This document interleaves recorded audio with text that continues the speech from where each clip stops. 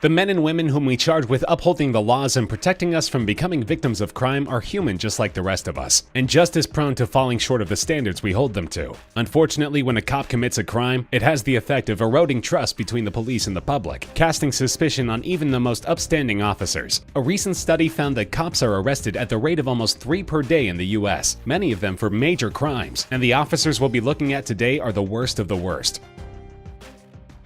A 13-year veteran of the California Highway Patrol, Craig Payer engaged in extracurricular activities while on duty that none of his fellow officers were privy to. He would pull over female motorists while in his marked CHP vehicle and attempt to pick them up. Extremely inappropriate, but perhaps not criminal. That is until he encountered 20-year-old San Diego University student Karen Knott, who took offense to the officer's behavior, a response that didn't sit well with Payer. He attempted to physically restrain the young woman, who fought to break free by scratching and clawing at the officer's face to no avail. Payer bludgeoned her with a flashlight, strangled her with a rope, and threw her lifeless body over an abandoned bridge. Upon her discovery, tips immediately began to pour in from other women whom Payer had approached, and the investigation quickly focused on the cop. When forensic evidence was found on the hood of Payer's car, the jig was up. He was arrested, tried, and convicted of Knott's murder, and sentenced to 25 years to life in prison. He remains in prison today, having been denied parole no fewer than 3 times.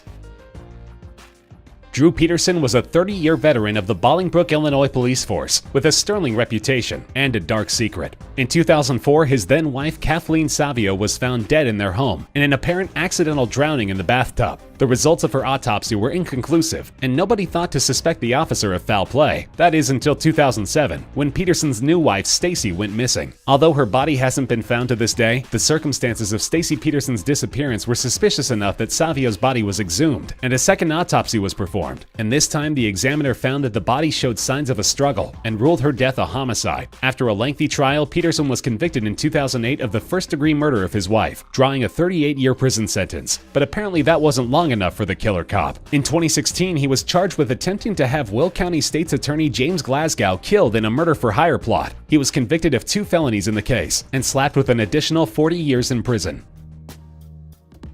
As the first African-American to serve as sheriff of DeKalb County, Georgia, Sidney Dorsey was esteemed within his department. But that particular sheriff's office had a long history of corruption, and unfortunately Dorsey was no different from his predecessors in that respect. As the 2000 election approached, Dorsey was under investigation for such abuses as assigning personal tasks to his deputies and abusing contracts with the county jail. Dorsey's opponent in the election, Derwin Brown, promised to put an end to the corruption and clean house if elected, a platform which delivered him a decisive victory over Dorsey. Whether motivated by fear of the discovery of his abuses, bitterness over his loss, or both, Dorsey decided that his defeat would not stand. He put out a hit on Brown, and just days before the victorious candidate was sworn in, he was shot 12 times and killed while standing in the driveway of his home. The investigation quickly zeroed in on Dorsey, and in 2002 he was convicted of ordering the murder of his rival and sentenced to life in prison. Strangely, violence continues to haunt the ex-sheriff's family. In early 2018, his 51-year-old son Sidney Dorsey Jr. was found shot to death in a case that has yet to be solved.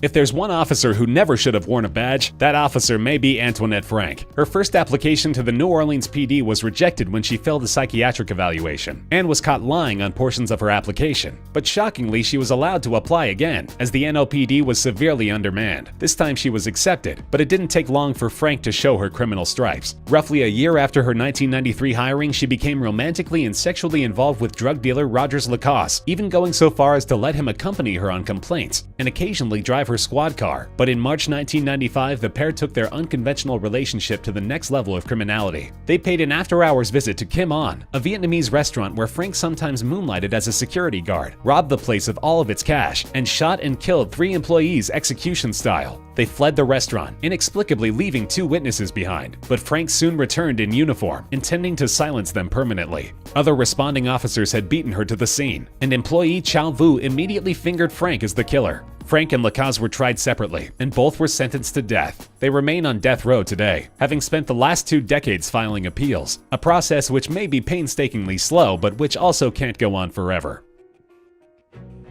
Officer Christopher Dormer had only been working for the LAPD for about a year when he was terminated for an odd reason. He had accused his training officer Teresa Evans of using excessive force during an arrest. An investigation was conducted during which no evidence of this was found, meaning that Dorner now stood accused of making false statements to investigators. He had joined the force in 2007, and by 2008 his LAPD career was over, but his white-hot rage remained. 5 years later, Dorner posted an 11,000-word manifesto to Facebook, accusing the LAPD of racial bias in his termination, which included a list of 40 law enforcement officers and officials whom he intended to kill. He set about his task immediately, shooting and killing the daughter of a former LAPD captain and her fiancé. Chaos ensued as Dorner hit the road, while police scrambled to put protection details in place for his targets. Over 9 days, Dorner killed 4 and injured 3 more, before being cornered by authorities in a mountain cabin near Bear Lake, California. They used pyrotechnic tear gas canisters in an attempt to force his surrender, which set the cabin ablaze, and when the flames were extinguished, Dorner was found inside with a single self-inflicted gunshot wound to the head.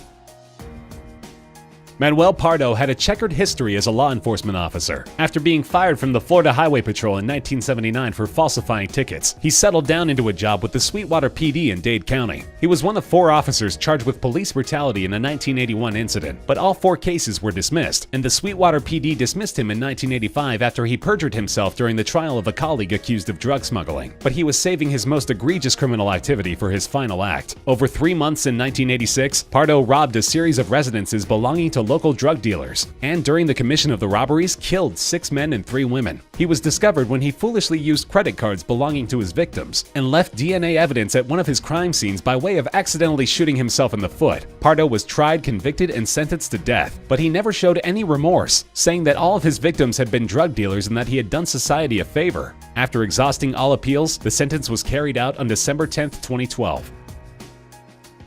Oklahoma City police officer Daniel Holtzclaw was living a double life in late 2013 and early 2014 as a decorated veteran of the force and a sexual predator of the highest order. For over 6 months, Holtzclaw would routinely pull over women and run background checks on them, and if he found any outstanding warrants, he would coerce them into sexual favors rather than bringing them in. His luck ran out when he sexually assaulted a 57-year-old woman who had no such outstanding warrants, and who promptly filed a complaint with the Oklahoma City PD. Holtzclaw was placed on administrative leave while investigators conducted a thorough auditing of all the times he had run background checks on women, then contacted those women, nearly all of whom had tales of their own to tell about Holtzclaw's predatory behavior. At his trial, Holtzclaw's attorney attempted to discredit the victims by bringing up their criminal records, but the jury found that Holtzclaw had selected his victims for this very reason. He was eventually convicted on 18 charges related to stalking and sexual assault, and sentenced to a whopping 263 years in prison.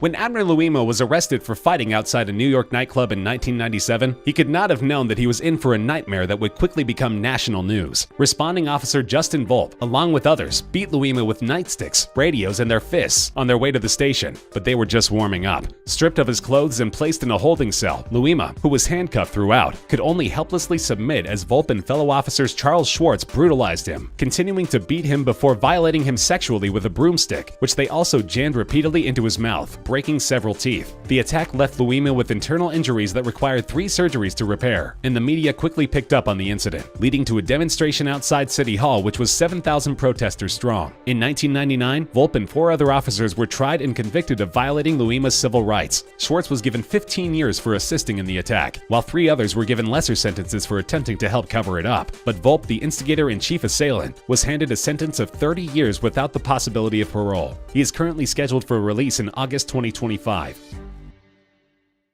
There are dirty cops, and then there are Louis Eppolito and Stephen Caracappa. They were supposed to be the toughest on organized crime. Eppolito, who had come from a mafia family, had written a book entitled Mafia Cop about his decision to turn away from the family business and fight crime, while Caracappa had helped create the NYPD's Organized Crime Homicide Unit. But all the while, they were relaying information to the Lucchese crime family to help them avoid legal trouble, and operating as mob enforcers and hitmen for the vicious criminal enterprise. The pair's betrayal stretched from the 80s into the new millennium, and only came to an end when the mother of one of their victims recognized Eppolito as the man who had come to her door 6 years earlier looking for her son, who had subsequently disappeared. The investigators charged with unraveling their activities cracked the case wide open when the man who had paid the pair their $4,000 in monthly blood money agreed to talk after years of stonewalling. And in the end, the crooked cops were found guilty of participating in no fewer than 8 contract killings. Both were sentenced to life in prison without the possibility of parole, but they inexplicably maintain their innocence to this day.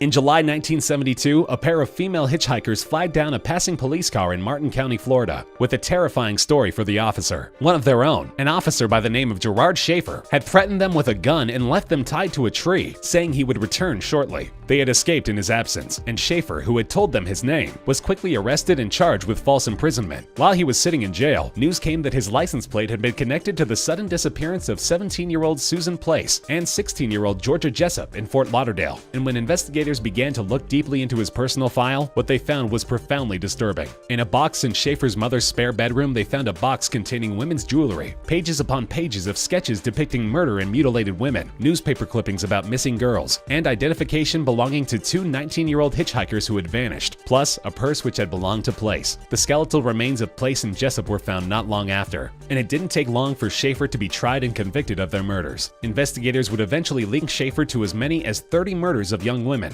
and his sentence of life in prison would come to an abrupt close on December 3, 1995, when he was found stabbed to death in his cell.